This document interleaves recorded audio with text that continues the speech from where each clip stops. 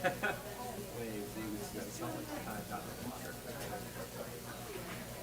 don't think, I believe it is one of the most difficult things to render in flat surface.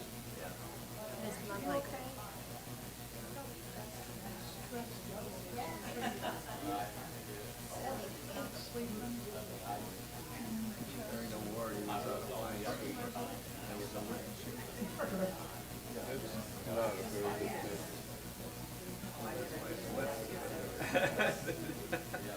Hitting it is, no matter what, it's a bad thing. It's bad for being like that. That's the problem. I'm pretty sure being a sweeper is like being a bomber. Every time they go out. They don't work right, they're sitting in water, soaking up the corrosive stuff. And how reliable is it that you know what to say? You don't. Yeah, and every once in a while they anchor to one of the break. Absolutely, they float all over. My father was aboard a ship going to Europe in 1946 with relief supply. It took them a month to get from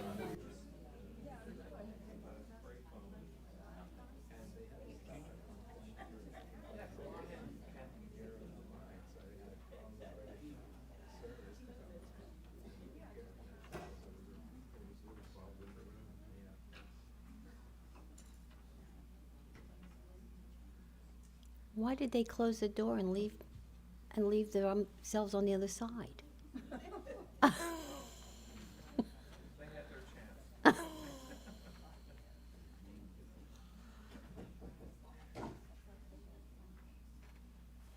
Good morning and welcome to worship.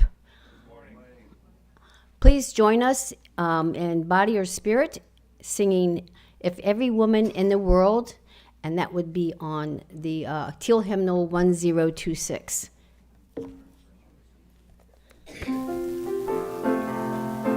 Oh, and please stand.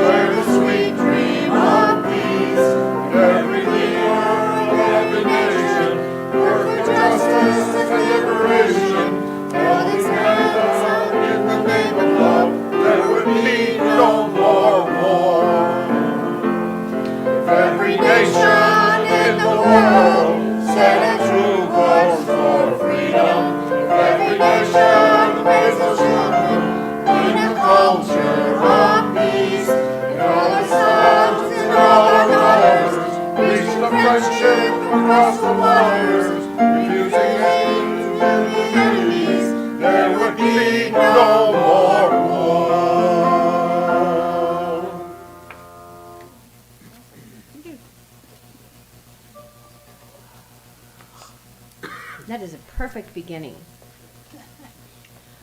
Happy Mother's Day to all those who are mothers with children, mothers with pets, mothers with adult people that they have mothered throughout their lives, wherever, male or female, we all mother.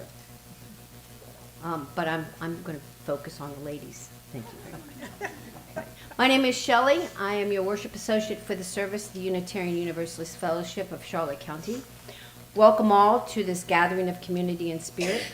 Here in this sacred space, we honor the diversity of beliefs, embracing the wisdom each one brings.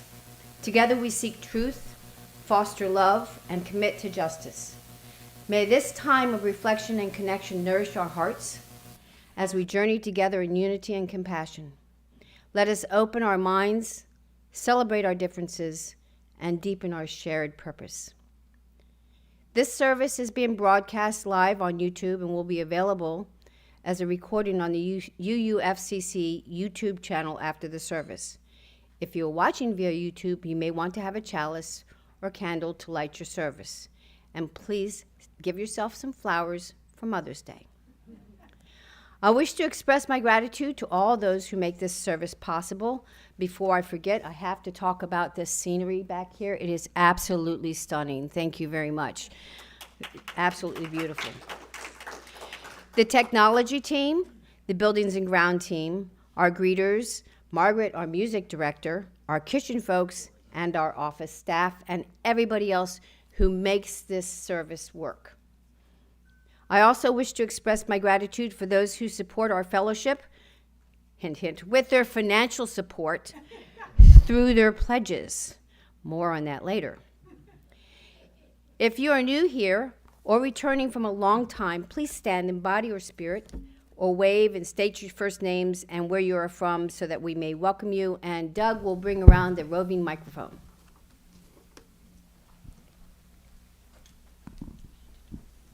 Good morning. Happy Mother's Day. My name is Suzanne. I haven't been here in a long time, and thank you very much. I lost my sister recently, so I thought it was important to come today. Thank you very much. Anyone else? If you're new at home and would, I'm sorry. Who we got? I'm blinded by the light. Hello, good morning, everybody. My name is Stephanie. I'm really nervous. I've driven by this church several times, and I have been curious what Universalist meant, and so I'm here today to find out. Excellent. Welcome. Very good. I'm sure you've already been absconded by our membership team and by our board of directors. Stay tuned. You're going to get more after the service. Please join us for coffee. If you are new at home and would like to learn more about our fellowship, you can email office@uufcc.org or visit our website at uufcc.org. And wherever you are, we're glad you have chosen to spend your time with us this morning. Now Margaret will have her prelude.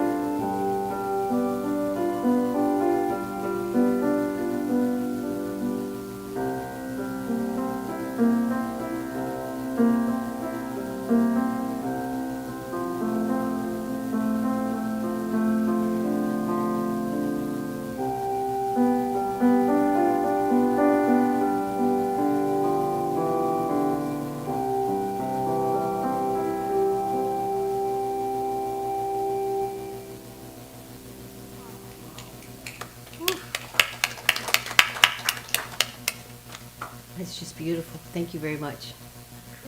She's got one hand here. I can't even walk and chew gum. So I'm going to read to you the chalice lighting for Mother's Day. It's by Claudine Deanne Olivia. We light this chalice for mothers and mothering to celebrate those who have taken on the task of nurturing a young one, baby, child, or youth into adulthood, to celebrate those who have nourished the light of truth and compassion in growing minds and hearts, to celebrate those who have committed time, money, energy to the growth of others in this world. We light this chalice to celebrate and hold dear this flame of love. Now please repeat the words on your order of service. Ready?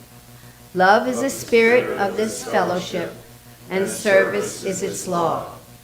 This is our aspiration, to dwell together in peace, to seek truth in love, and to help one another. Our wonderful music director, Margaret, will now introduce the next song. It is 1069 in the Teal hymnal called Ancient Mother.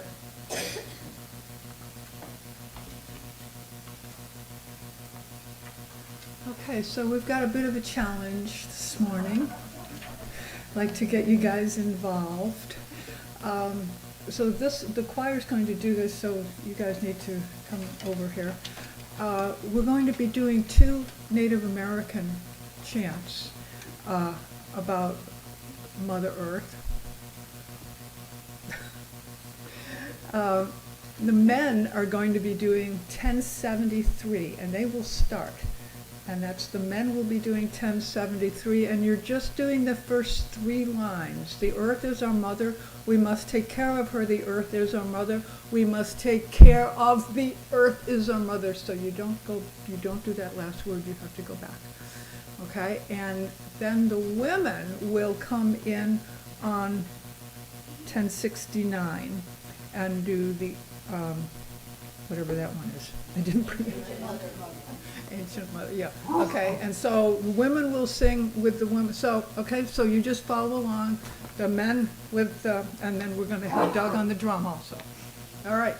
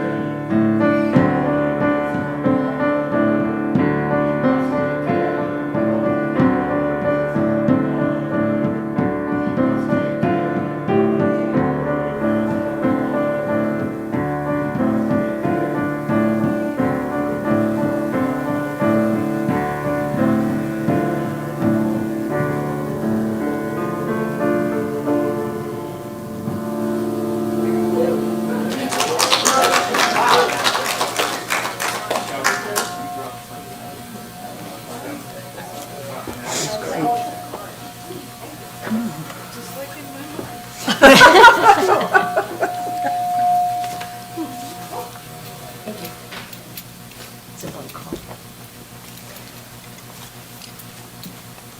In our community, the Book of Life is where we share our joys and sorrows and life milestones.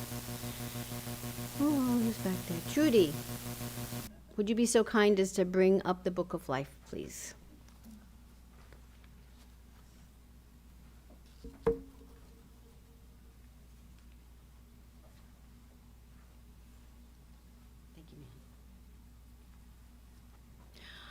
Our Book of Life offers you the opportunity to share your joys, sorrows, and life milestones with the rest of us by writing them in this red book or by emailing them to bookoflife@uufcc.org by Saturday before the service, or Sunday before the service, actually. I think we'll probably get it too. After I read the entries here, you'll be able to drop a stone in the water to commemorate directly the deep sorrows or joys you carry with you today. Please be aware that they are publicly broadcast on YouTube, and we ask that you save any announcements for the Life of the Community part of the service. So let's see what we've got here. May 11th. Sharon W. continues her health battle. Her youngest daughter, Dawn, is her current caregiver. Consequently, the former transportation challenges have been solved. Thank you to all who committed to help by providing rides. And this is from Dennis. Thank you.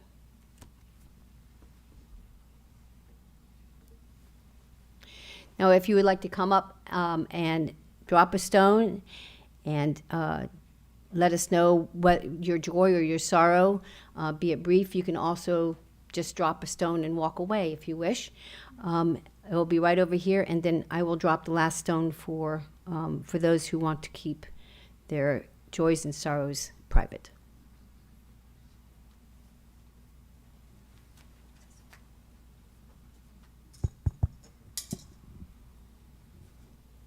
Okay.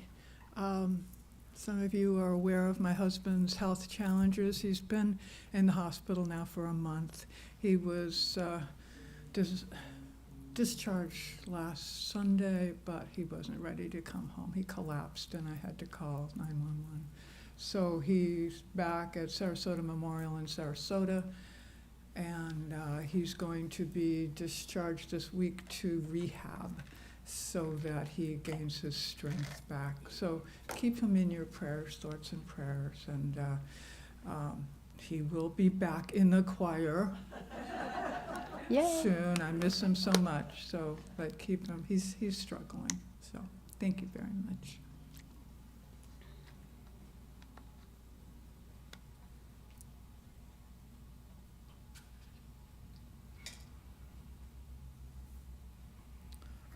I'm dropping a stone for John Volker.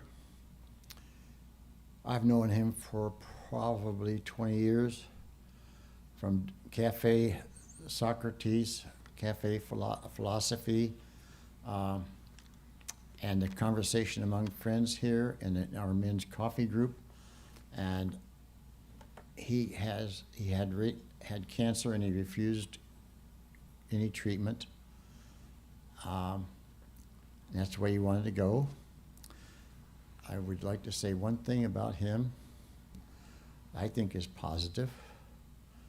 He could upset more people in less time and not care than anybody I've ever known in my life.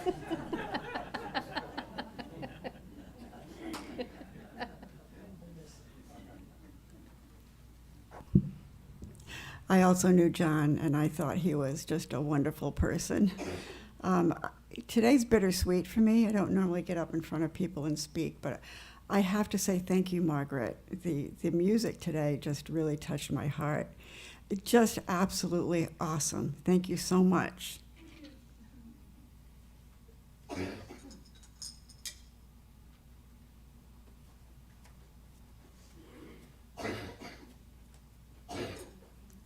I'm Jackie. This is my husband, Adam. I'm very bad at this, so I apologize. It's the shakes.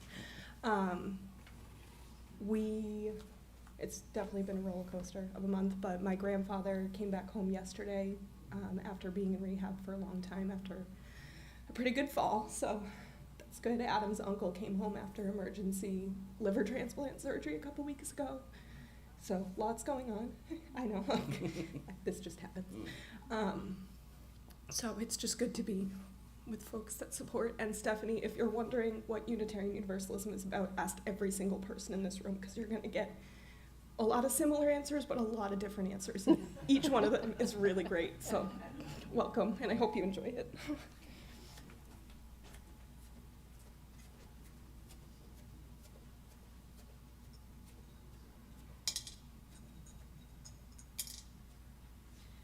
I put 2 stones in today. One is for Cindy T., who you will notice is not here today. She's having some complications with an elbow surgery, and I think she's in doctors right now, in Sarasota. And the other one is for Jackie, who's been going through some medical issues.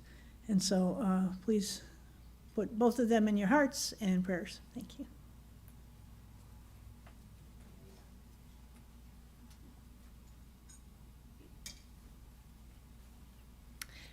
This is bittersweet because this is the week that we head north. I put this stone in because I'm concerned about my husband. If you know my husband, you know how much he cares about the environment and that we compost and that you bring your kitchen scraps in. So all summer he'll be worried about that, and I hope that you all take care of it for him.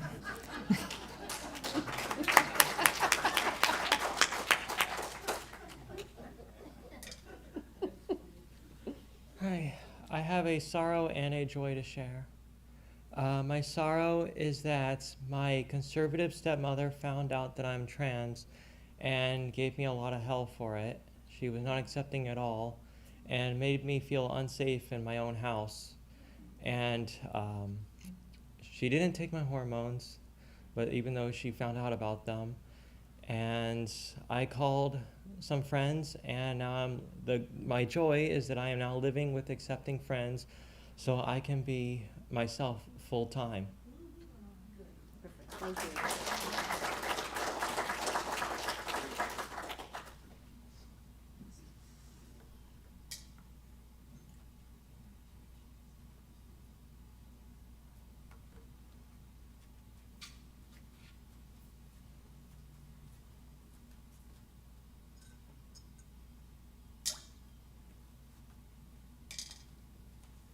Okay, I have 2 stones. The first one, as I look at everybody through this, in this congregation, most of us have lost our mothers. That's not cool, but we're all getting up there in age, and so are they. My mother would have been 102 years old, and so every day I cherish that she brought me into this world, and I'm hoping that she, if there is a heaven, that she's looking down on all of us and saying, great job, guys.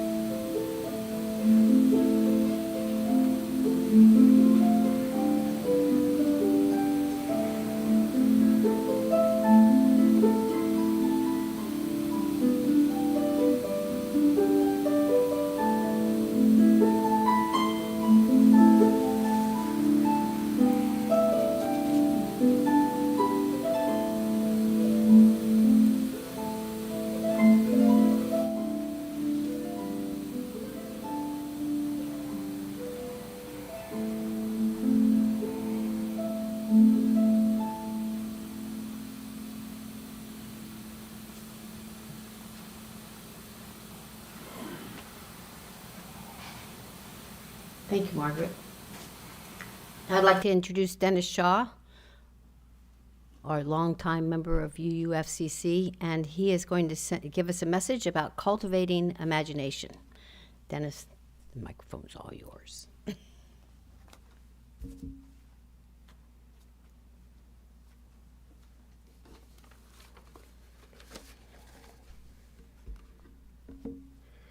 Good morning.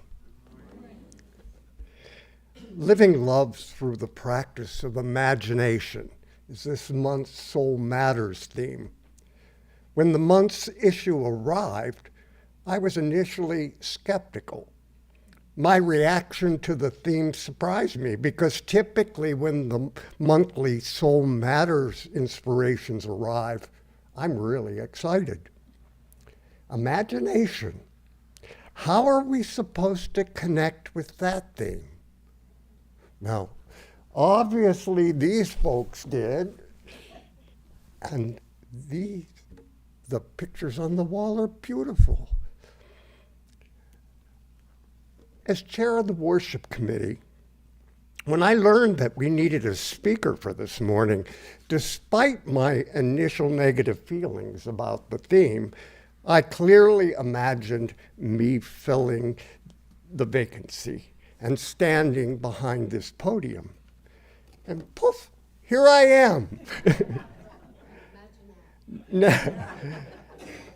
Now, I know that I was strongly motivated to speak about living love through the practice of imagination. While I'm not an authority on the practice of imagination or other things related to creativity, it's now very clear to me at first glance that the theme of imagination was rooted in my life at a very early age. And I want you to know what the probable cause of my negative energy was when I first realized that I would be focusing on imagination.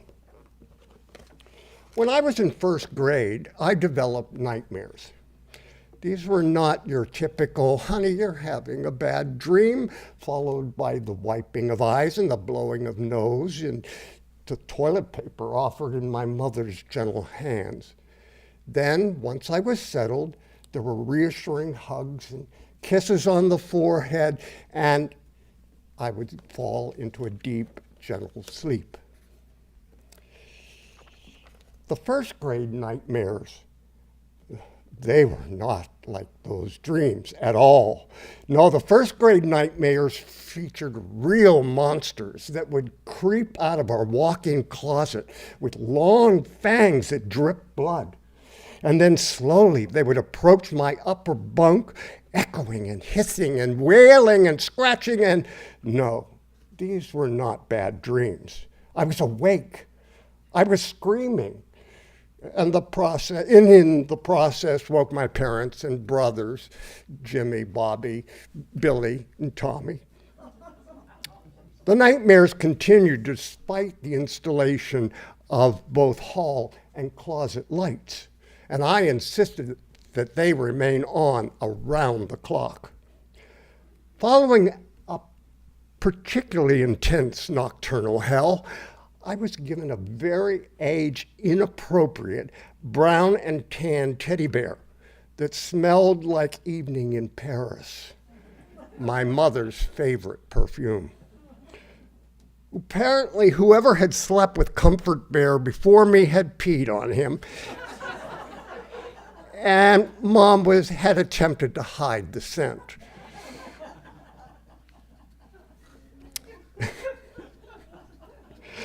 I've always blamed the bear for my evening in Paris allergic-based asthma attack. They didn't blame the bear. They blamed me. Eventually, my reoccurring nightmares caused a major family crisis. After all, nobody was getting adequate sleep. Finally, after consulting with all the relatives and the neighbors and the minister and the church friends, Mom took me to see Dr. Kirshner, our family physician. I didn't like Dr. Kirshner. He was too hairy, and he smelled like stale cigarettes and Listerine. And when he vaccinated me prior to first grade, he told me it wouldn't hurt, but it did. and the resulting round scar on my upper left arm was much bigger than any of my classmates. During our appointment, Dr. Kirshner listened to my mother's long saga of my nightly disturbances, and despite the fact that I was the patient, he totally ignored me. Finally, the doctor interrupted Mom long enough to deliver his insights and prescription. So when I was 6 years old, I was diagnosed as having a hyperimagination disorder. His prescription was paregoric. That's the stuff Mom rubbed on the baby's gums when they were teething. It was also the drug of choice for treating diarrhea. I was in graduate school before I realized that Dr. Kirshner's diagnosis and treatment were just made up. Maybe they came through his imagination. That was also when I learned that paregoric is camphorated tincture of opium. But I must confess that after Dr. Kirshner's diagnosis and prescription, I never had another nightmare. When I have the pleasure of preparing a presentation for this community, I typically begin by opening my ancient copies of American College and Webster College dictionaries. Again, this month's theme is living through the practice of imagination.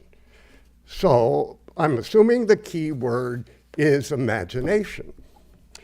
Webster defines imagination as an act or power of producing images in the mind of things that are not actually present to the senses.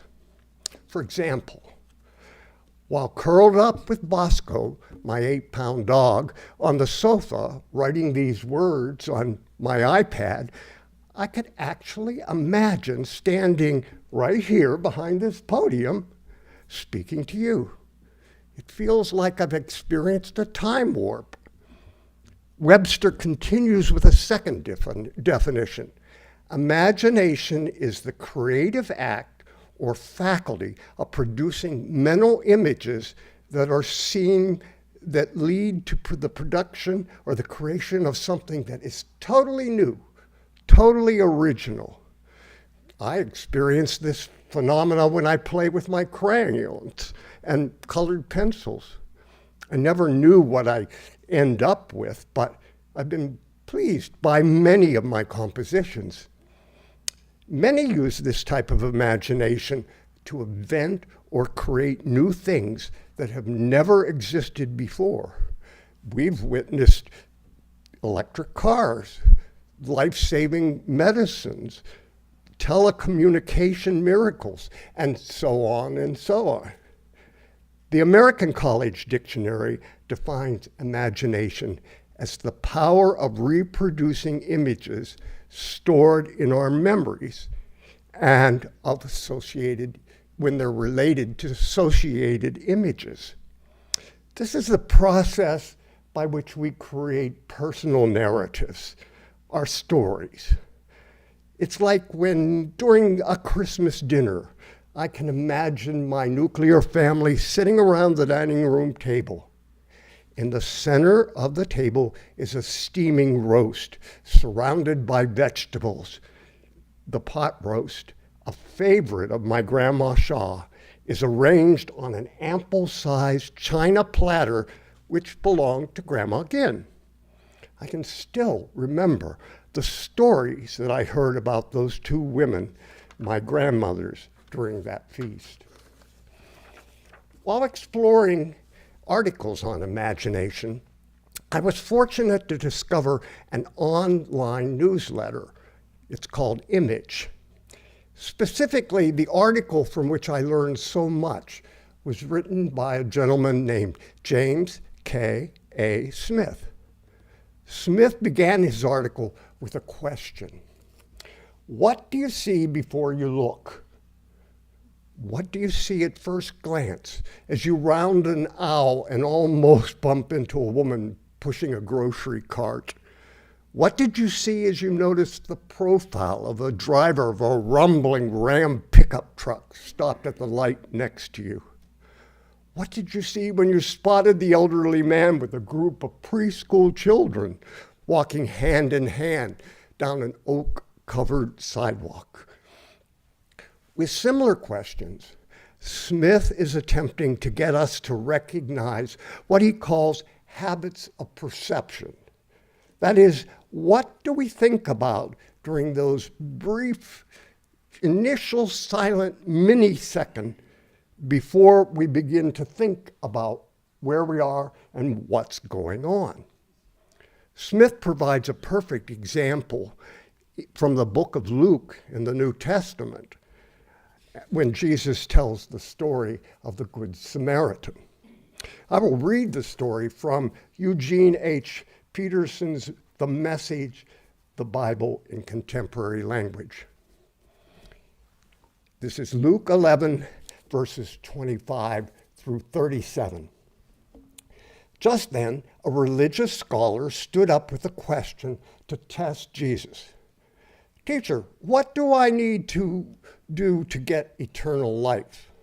He answered, "What is written in God's law? How do you interpret it?" The scholar responded by saying that you love your Lord, that you love your Lord, your God, with all your passion and prayer and muscle and intelligence, and that you love your neighbor as well as you love yourself. Looking for a loophole, the scholar asked, "And just how would you define neighbor?" Jesus answered by telling a story. There once was a man traveling from Jerusalem to Jericho, and on the way he was attacked by robbers. They took his clothes, they beat him up, they went off, leaving him half dead. Luckily, a priest was on his way down the same road, but when he saw him, he angled across to the other side. Then a religious man, a Levite, showed up, but he also avoided the injured man. A Samaritan traveling the road came upon him. When he saw the man's condition, his heart went out to him. He gave him first aid, disinfecting and bandaging his wounds. Then he lifted him onto his donkey and led him to an inn and made him comfortable. In the morning, the man took out 2 silver coins and gave them to the innkeeper, saying, "Take good care of him. If it costs any more, put it on my bill, and I'll pay you on my way back." What do you think? Which of these 3 became a neighbor to the man attacked by the robbers? The one who treated him kindly, the religious scholar responded. Jesus said, "Go and do the same." When faced with the religious scholar's question, "Who is my neighbor?" Jesus distinguished between the priest and Levite from the Good Samaritan for their very different habits of perception. With a mere glance, the priest and Levite decided to cross the road, dismissing the victim. On the other hand, the Good Samaritan's habits of perception were based on compassion. The Good Samaritan answered Jesus' question, "Who is my neighbor?" as an act of imagination, not jurisdiction, not faith, not race, or sexual identity. This is a beautiful example of how imagination includes not only our capacity to invent or project something new. Imagination is more like our feel for the world. Think of it as a faculty of perception pitched somewhere between intellect and instinct. Instinct is our biological hardwiring.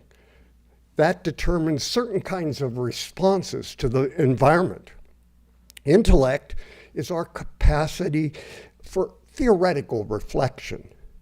But imagination is, in fact, our default mode for navigating the world. The Good Samaritan navigated the world with compassion. Another important lesson I learned from James K.A. Smith is that imagination is not universal. We all don't have it. So if actually imagination is learned, and it varies from individual to individual.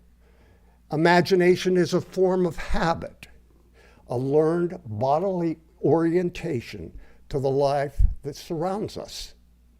So, if imagination is learned, the logical question is, how is it taught? Smith and other scholars hold that the learning process that develops our imaginations is based on our experiences with art and science.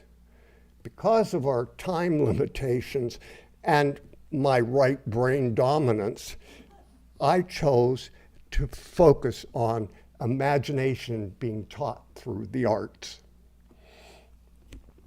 Creative expression through the arts refers to using imagination and skills to create something unique, reflecting an artist's inner world and perspective. It is a process of communication, exploration, and finding meaning through the artistic medium. This can encompass various art forms, including visual arts, sculpture, theater, film, music, dance, writing, and everyday activities like cooking or gardening or decorating. One of my favorite forms of art is storytelling. So I will conclude by telling you just one more story. When I was in 7th grade, I was accepted into an art program that was jointly sponsored by the Allegheny County School System and Carnegie Mellon Museum of Natural History. The classes were held on Saturdays at the museum, and I was very excited about this opportunity, and my parents were very proud. At that time in my life, my father worked in a steel mill. It was hard, exhausting, and filthy work, and his commute was significant. But despite his demanding work weeks, he committed to drive me to Oakland, Pittsburgh's University Center, every Saturday morning. The round trip took about 2 hours. Dad was a very creative man. I have several of his oil and watercolor paintings, small wooden carvings, and handcrafted furniture. I also inherited many of his short stories and the love letters that he wrote to my mother from Europe and Africa during World War II. During my dad's celebration of life in the summer of 2008, his best friend stated that the only thing that Bill Shaw couldn't create was a baby girl. While I was in class, Dad roamed the numerous art galleries within the museum. On our drive home, I would tell him about the day's lesson and how I applied it to my painting. Dad would then tell me about the paintings that he had seen that day and that really inspired him, and about artists that were new to him, and he wanted me to learn about them too.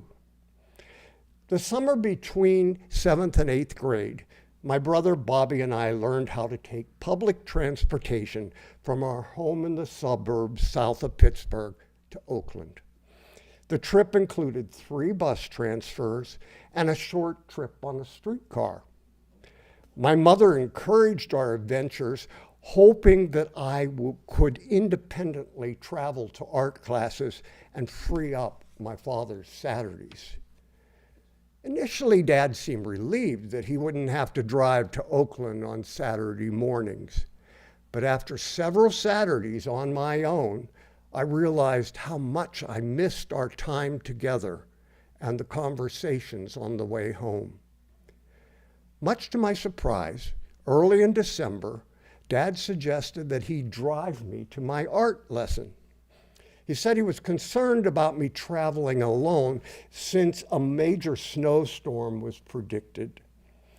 I was so pleased, especially when I learned that the museum was hosting a traveling exhibit of Vincent van Gogh's paintings. After class, on the ride home, my father talked nonstop about what he had seen in the exhibit and details of Van Gogh's life. As he parked our Ford ranch wagon in our drive, he asked if I would accompany him back to Oakland the very next day, in the afternoon, of course, which would be after church. And he wanted me to experience Van Gogh's work there, in that situation. I can clearly imagine the following scene as if it happened yesterday. My father and I were standing in front of a painting of sunflowers. I was literally overwhelmed by what I saw, and especially what I felt. Tears began to flow. When I realized I was crying, I immediately thought, how embarrassing. This public display of emotion must be for my father. Then he placed his arms across my shoulder and pulled me close and whispered that he had shed many tears while studying numerous masterpieces. On our ride home, Dad and I were unusually quiet. Then it started to snow. The gritty city was being transformed into one beautiful scene after another. And when we reached McKeesport, Dad pulled into his favorite diner. Over cocoa and powdered donuts, he thanked me for letting him be my chauffeur. Again, I was overwhelmed. As we ate, he said that with my imagination, I would certainly have a very interesting life, and how proud he was of me. He was right.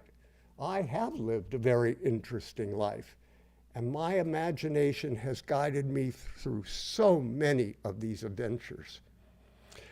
I will conclude my thoughts on imagination with two different quotes. The first quote is by none other than Albert Einstein. Imagination is more important than knowledge, for knowledge is limited to all we know and understand, while imagination embraces the entire world and all that will be known and ever will be known and understood. Now I will read a poem to conclude. The poem came through the Soul Matters materials for May. It's a poem written by Reverend Scott Taylor, and it's called In the Soft Light of This Flame. The flame, of course, referring to our chalice.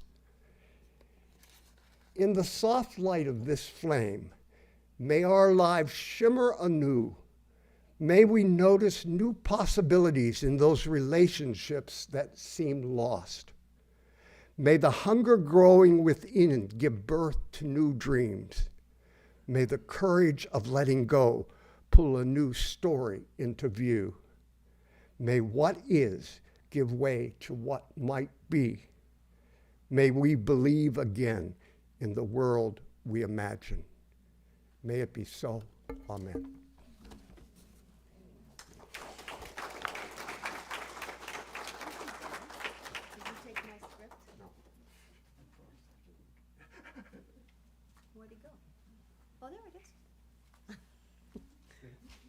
Thank you, Dennis. That was wonderful.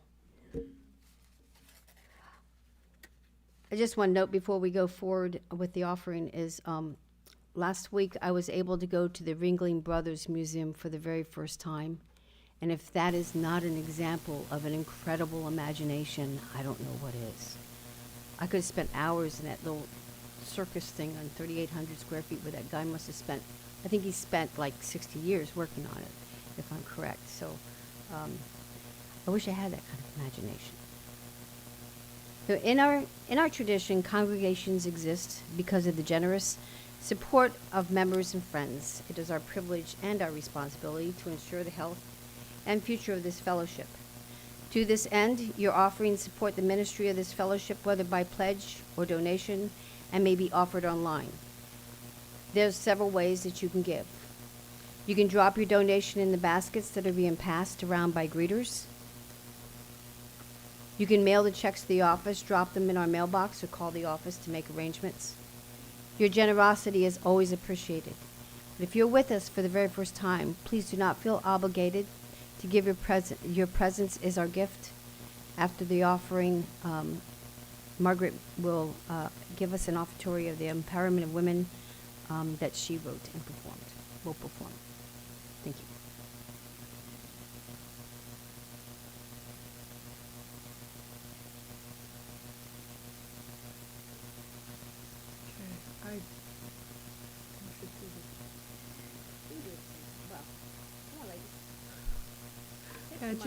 I'd just like to introduce my song. This is called The Empowerment of Women.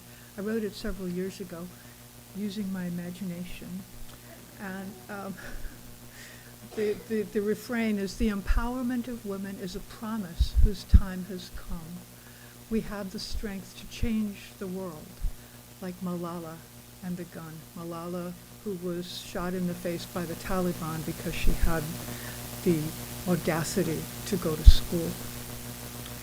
Our faces may be pretty or lined with age and pain, but our hearts are full of compassion, standing up for the weak and the lame. The empowerment of women.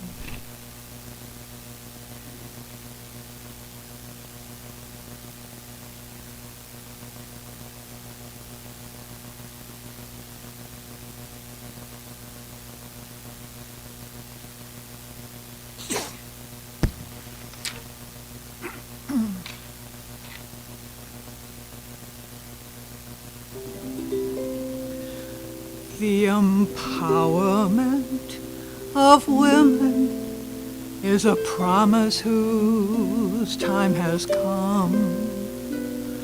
We have the strength to change the world like Malala and the gun.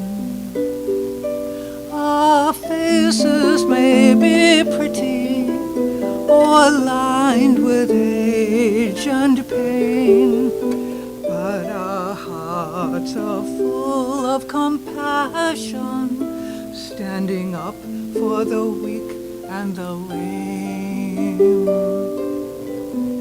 In the darkness of a city or in a sun-drenched field, learning, teaching, or planting crops, we strive, we sing, we heal. We carry our burdens behind the scenes. We are the strength of the family. We are doctors, lawyers, and truck drivers. We are you, we are me. The empowerment of women is a promise whose time has come. We have the strength to change the world like Malala and the gun. Our faces may be pretty or lined with age and pain, but our hearts are full of compassion, standing up for the weak and the lame. Our tears can heal the scourge of war. Our laughter stop the pain. We are the ones to guide this troubled world, so peace can finally reign. Put down your weapons of war, we say. These are our children, not yours to slay. We are sisters, daughters, and mothers. We are the ones who care for all others. The empowerment of women is a promise whose time has come. We have the strength to change the world like Malala and the gun. Our faces may be pretty or lined with age and pain, but our hearts are full of compassion, standing up for the weak and the lame.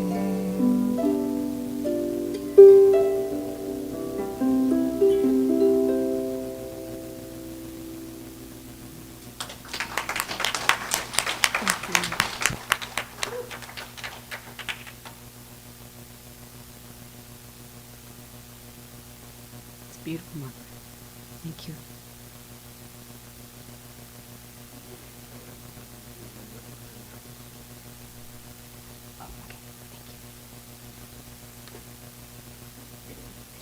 So I have a couple of announcements. Obviously, there's some on the back, and I want to focus on a couple of them here. The first one is the worship committee will meet this Tuesday at 4 p.m. We are always looking for worship associates too, correct? To kind of take us through the summer. If this is something of interest to you, please contact Dennis. Sorry, all the D words. Also in the back is very, very important. Remember to come to Jim Boyle's concert this Friday here at 6 p.m. It's free to all, and it will be absolutely wonderful because you know Jim is just a wonderful musician. Bring your friends, bring your family, all are welcome. This is sponsored through the auction by people's donations, and I think Jim's looking forward to it, aren't you? It'll be a lot of fun. We are seeking additional people to join our minister search team. Please contact Joseph if you would like to be a part of this team. My suggestion would be that you talk to Joseph and ask him what it entails too. And it's a very, very important job, important experience for us. I think the bonding that I've seen come out of other minister search committees has been bar none. Just people bond so well together. Because Randy's standing there, I'm going to let him come up first. Come on, Randy. Randy's going to talk to us about CHAPS. And John, but he's not here yet. There he is. It's on the other side. So, I'm Randy. I'm with the Social Justice Committee, and we've changed our format for Second Helping Sundays to a 6-month format, which is October through March. So we want to keep things going over the summer months and really promote volunteerism. I know that's part of what we our credo here, that we get involved and help people who are maybe marginalized. So to start this off, I want to introduce John, who's going to speak to us about the Charlotte HIV/AIDS People Support, and we hope to continue this through the summer months until October when we start the second helping. Okay, thank you, John. I'll be here as brief as possible because it's almost 11:30.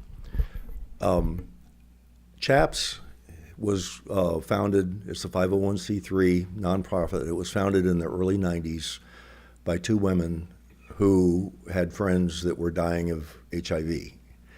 At the time, there was no preventative maintenance or preventative medication or treatment for the disease.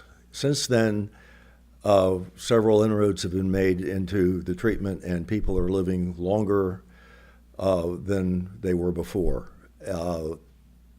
They are paying up to $10,000 a month for treatment. People without insurance, there are other agencies and other foundations that help with the copays, but the need for food and hygiene products still exists.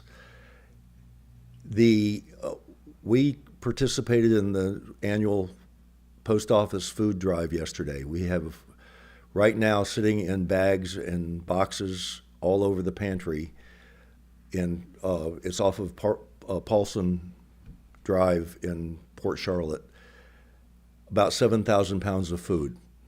Cheryl Dooley yesterday was a gracious volunteer and helped ferry the food between the post office, it's about a block away, to the pantry. This coming week, starting Tuesday, we will need people that will sit and sort food, canned goods. The dates have to be checked on everything, and the date has to be written on the can or the box or whatever. If anybody can volunteer, I have volunteers set for Tuesday. I think I have enough for Tuesday, but we will need volunteers probably through the week. If anybody would like to volunteer, you won't be turned away. Cheryl actually said she had fun yesterday, and I'm not making that up. But we had most of the volunteers yesterday were from MCC, the Metropolitan Community Church in Venice, the gay church. And it was really, we clicked, we got into a rhythm, and we have to weigh the food because the post office at the end of the month wants to know how much they were instrumental in donating nationwide. So every post office has to donate. This year, the post office we get our food from, we shared the donations with 2 other food banks. One was the Salvation Army. But we did get, like I say, about that 7,000 pounds. And there is still more at the post office that we will be gathering through the week. Donations are greatly appreciated, whether it be donations of food. We have a basket back there, food and hygiene products, toothpaste and deodorant, shampoo. I don't personally need that, but whatever you can donate, you can drop it off in the basket in the back. If you want to donate cash, you can donate it in care of Second Helping here on the Venmo app or a check. Just write on that Second Helping, in parentheses, CHAPS. CHAPS stands for Charlotte HIV AIDS People Support. If anybody have any questions after the service, I can tell you the location. The website is CHAPS Food and Hygiene Pantry, and if you Google that on your phone, it'll pop right up. So if you have any questions after the service, please let me know. Thank you.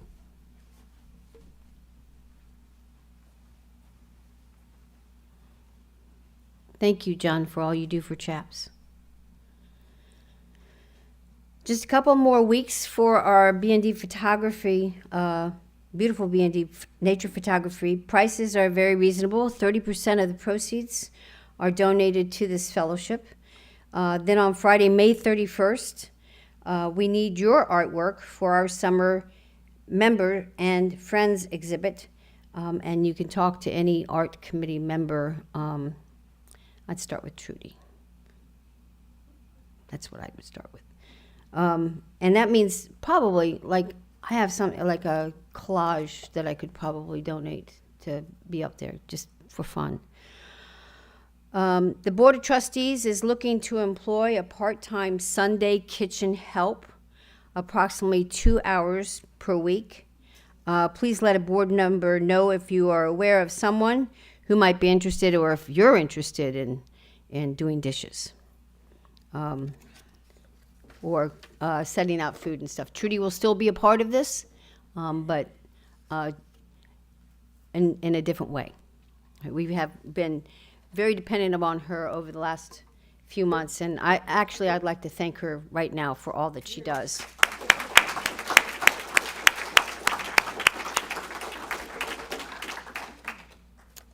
Did I miss anything that somebody needs to talk about? No, you all good? All right, so I am still a member of the UU Charlottesville organization in Charlottesville, Virginia. And so I get their newsletters every month. And this one particularly hit me a prayer that I'd like to share with you as our closing words today.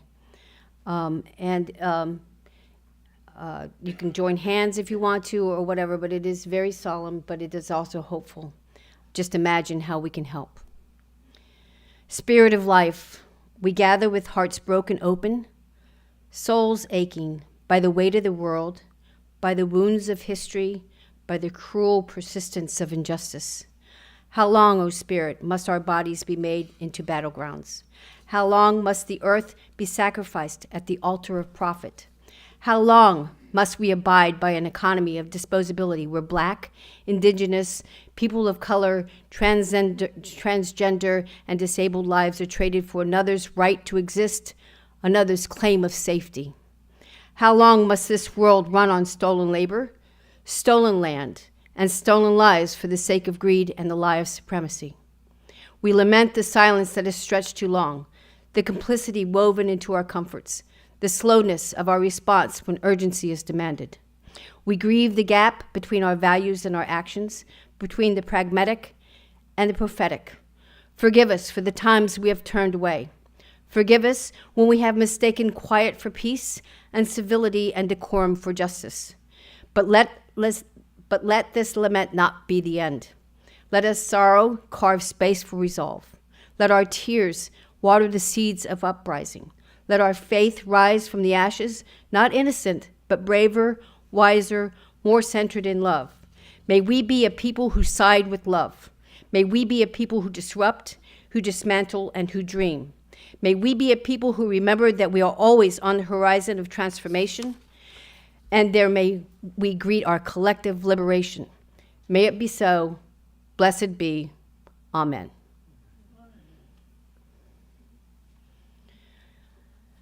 So as Lori comes up and extinguishes the chalice, I'd like to read something from Rebecca Savage. Delighted and renewed.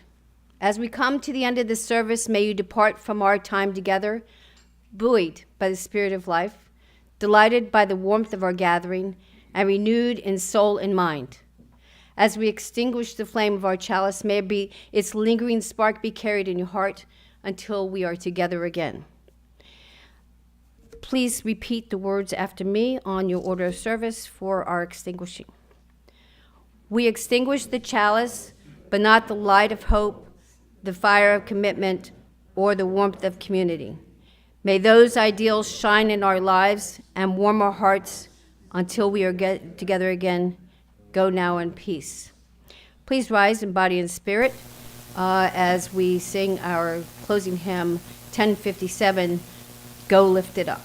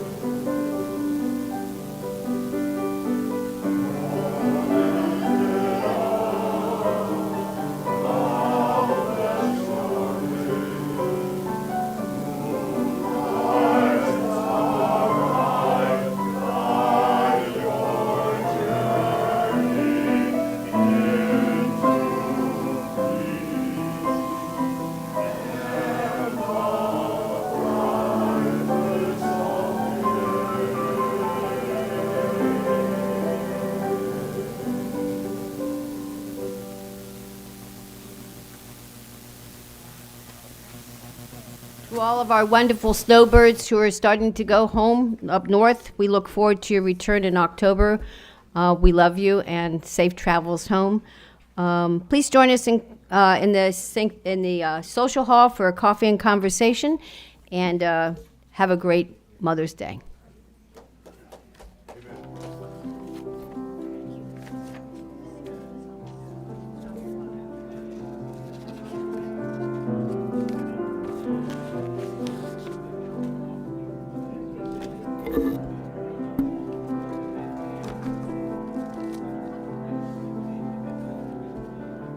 Excellent, excellent. Very good. Thank you. Yes. Yay. Get better every time. I love that prayer. I Isn't just that- oh, that was absolutely. spectacular. It was actually about the first 100 days of It was first 100 days of what? Trump. Oh, yeah, yeah. Oh, Yeah, beautiful. so that's. Yeah, I know. I know. I know. But we will rise. Yes. We will protest Do again. you have it written down? Can you send it? Yeah. Oh, that'd be great. Yeah, yeah. It's wonderful. It's beautiful.